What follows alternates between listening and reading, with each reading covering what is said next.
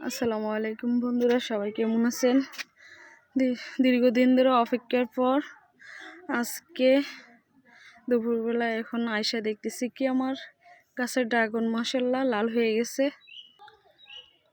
এবার আমি বাড়িতে না থাকার কারণে ড্রাগন পাকা অবস্থা দেখতে পারিনি, আলহামদুলিল্লাহ এখন দেখতে পাচ্ছি।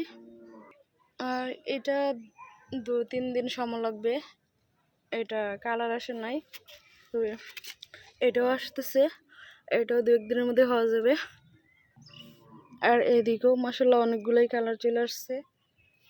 তারপর এটা আবার কালার আসে নাই, তবে দুটো ফুল একদিনেই ফুটছে, একদিনে পরাগায়ন করছি, ওইটা মনে হয় আরো বড় হবে। এটাও হালকা কালার আসতেছে, আর এটার সাথে আরেকটা আছে, এটা কিন্তু এটার কালার আসে নাই, এটাও সময় লাগবে 2-1 দিন। আর এইগুলোও মাশাআল্লাহ বড় হতেছে, এটাও মাশাআল্লাহ অনেক কালার চলে আসছে। আর এনারা সময় আছে আরও 10-12 দিন সময় লাগবে, বড় হইতে হইতে আরও বেশি সময় লাগবে। আর এদিকেও মাশাআল্লাহ অনেকগুলো আছে।